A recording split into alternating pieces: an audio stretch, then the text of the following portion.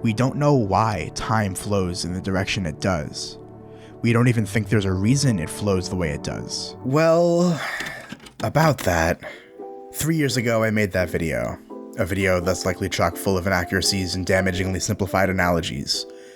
But that line has been coming back to bite me recently, because I realized it wasn't true. And the worst part about it is that it went on to become my most popular video. It currently sits at just under 15,000 views. That's not enough views that I'd find myself guilty of misinforming a significant fraction of the population, but it's enough that I want to take the information I put into my videos more seriously, and correct my mistakes when I'm made aware of them. So today, we're doing just that. Here is why I was wrong about time. Let's put this video into context. To put it simply, I was trying to explain to myself and the viewer how the fourth dimension works. I wanted to intuitively understand how the fourth dimension, being time, leads to time dilation and other relativistic weirdness. In that regard, aside from my, at the time, incompetent editing skills, I believe I succeeded. It was this throwaway line before I dove deep into the topic that I have issue with. I claimed that there is no physical law that dictates time should move forward rather than backward. From a certain perspective, though, this is absolutely true. Looking at two particles that are about to collide, we can hit play and see that they do so, and then go on their merry ways. But what if we hit rewind? Now they hit each other from a different angle and bounce away towards what used to be their origin points. I know that you know which is forward and which is backward. I told you. But what if I said that I lied? What if what I claimed to have been forward was actually backward? Could you possibly be able to tell? Let's scale this up a little. This morning I was enjoying a good old cup of joe out of my broken coffee mug, but I decided I didn't like that anymore, so I unbroke the mug. Okay, now you can tell that I'm lying. This footage was reversed. But how could you tell? What's the difference between the two particles in the cup of coffee?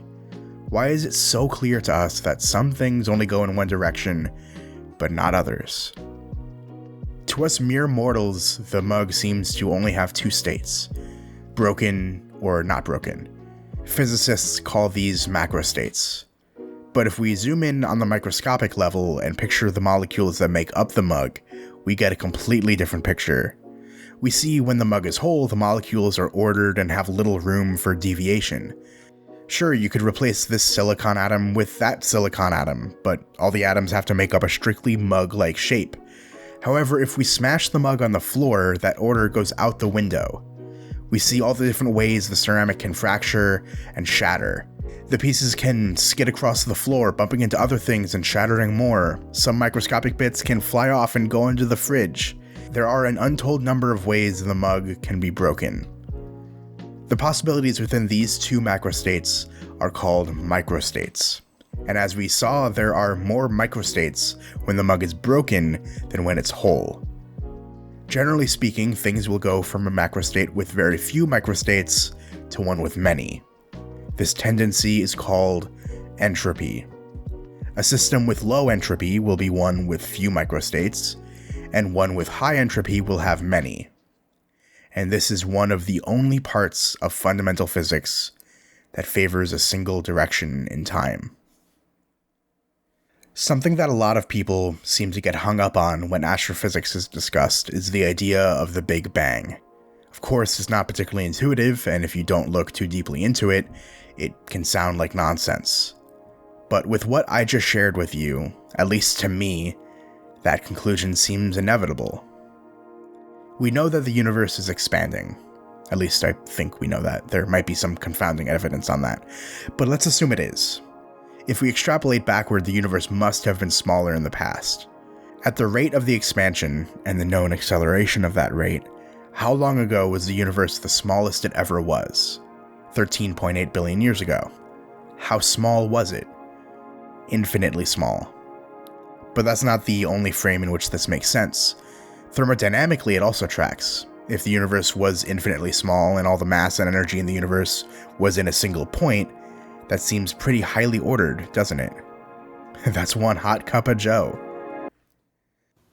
The universe was once... Okay, my cat is on my desk, and I'm worried she's going to bump into the microphone or make noise. Please don't make noise. I love you, but don't make noise. Oh, she's going to start purring, and that's going to make noise. That's not good. Anyway. The universe was once a single point of infinite density and infinitely low entropy. We can also extrapolate forward in time. As time goes on, the energy density of the universe will continue to decrease. So much so that at some point, stars will no longer be able to form. Each cloud of gas will be too far from every other cloud of gas to get big enough to collapse into stars.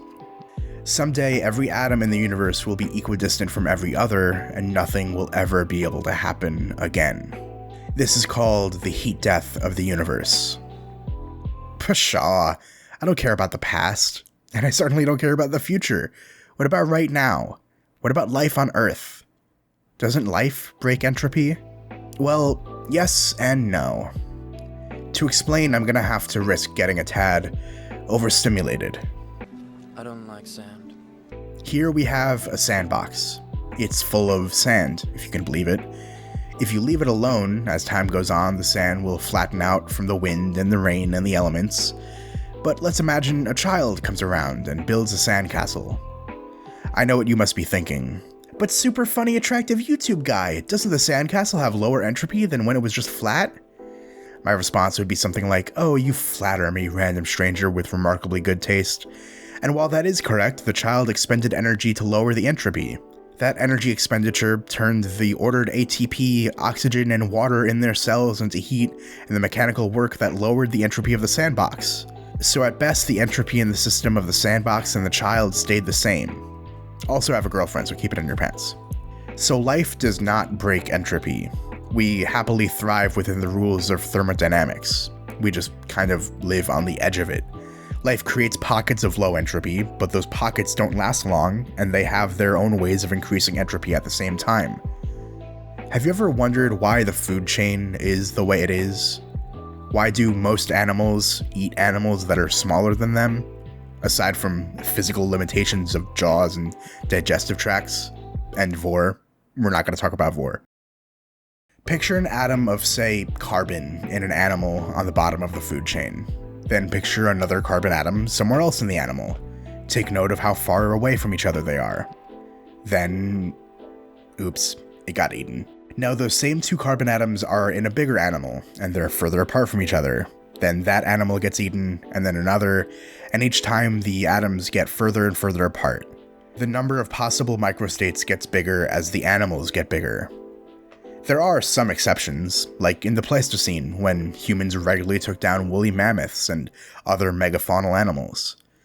But the thing is, no one human was going to eat all the meat on the woolly mammoth, unless I was there. Boy, can I eat. So the flesh, cells, and all the way down to the carbon atoms that were ordered as they made up the woolly mammoth became less ordered as they fed a tribe of pre-Holocene Homo sapiens.